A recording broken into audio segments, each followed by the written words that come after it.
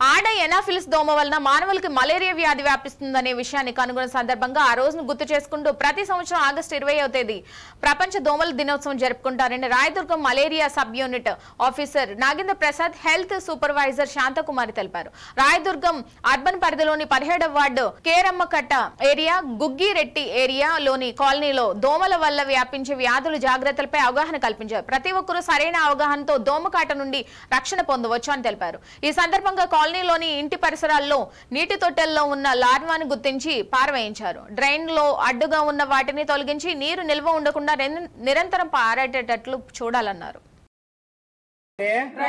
Friday దోమ పుట్టకూడదు,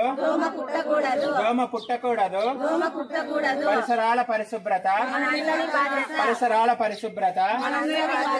Friday ఆరిపోయినాక నీళ్లు పోసుకున్నాక అర్థమైందా, ఆరిపోయి బదిలీ ఏమైతే అది లార్వా చిన్న పురుగులు మాత్రం మనం ఇంట్లో చూస్తుంటాం కదా.